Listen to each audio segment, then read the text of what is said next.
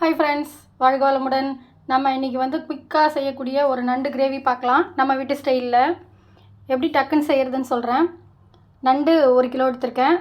அதுக்கு ஒரு 20-25 சின்ன வெங்காயம், கொஞ்சம் பூண்டு, இஞ்சி, தக்காளி வேணும்னா போட்டுக்கலாம், இல்லைனா வேண்டாம்.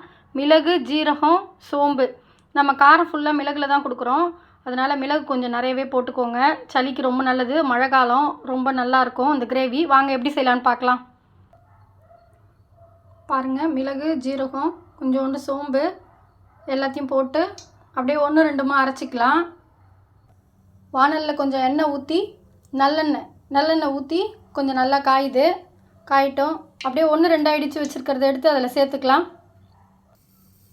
எண்ணெய் நல்லா காஞ்சிருச்சுங்க. அதில் கருவேப்பிலை கொஞ்சம் சேர்த்துட்டு நம்ம அரைச்சி வச்சுருக்க விழுதை சேர்த்துடலாம்.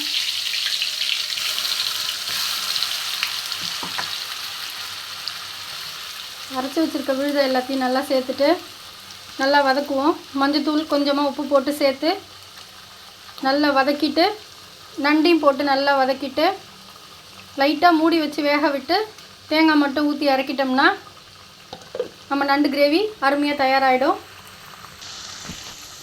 கிரேவிக்கு தேவையான உப்பு,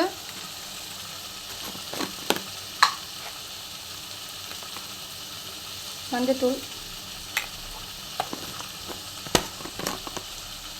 எங்களுக்கு காரம் கொஞ்சம் நல்லா தேவைப்படுது, அதனால் கொஞ்சமாக மிளகாத்தூள் சேர்த்துக்கிறேன். தேவையில்லைன்னா வெறும் மிளகு காரத்தோட கூட விடலாங்க.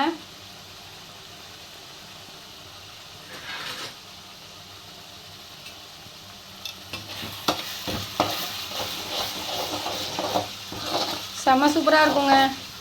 தேங்காய் சேர்த்துருக்கோம், மறுநாள்லாம் வச்சுக்க முடியாது அப்படிலாம் நினைக்காதீங்க. நாளைக்கு இருந்தால் கூட அவ்வளோ அருமையாக இருக்கும். முதல்ல வைக்க மாட்டோம், எல்லாத்தையும் காலி பண்ணிவிடுவோம். அவ்வளோ டேஸ்ட்டாக இருக்குங்க நண்டு கிரேவி. நாங்கள் எங்கள் வீட்டில் இப்படி தான் செய்வோம்.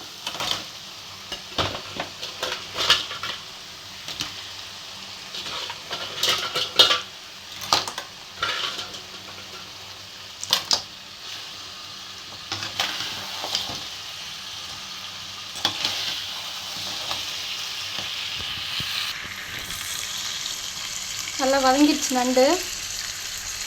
இப்போ அரைச்சி வச்சுருக்க தேங்காய் அது மட்டும் ஊற்றிட்டு, நண்டு கொஞ்சம் ஹீட்டுங்க, அதுக்காக தான் கொஞ்சமாக தேங்காய் அரைச்சி சேர்க்க சொல்கிறேன். தேங்காய் அரைக்காமல் அப்படியும் சாப்பிட்லாம், நல்லாயிருக்கும். நல்லா சூடாக தோசை ஊற்றி இந்த மழைக்கு இந்த நண்டு கிரேவி வச்சு சாப்பிட்டா டாப்பாக இருக்குங்க.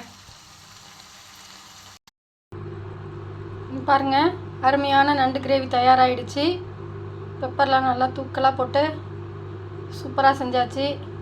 இந்த மழை காலத்துக்கு சூப்பராக இருக்கும் சாப்பிட.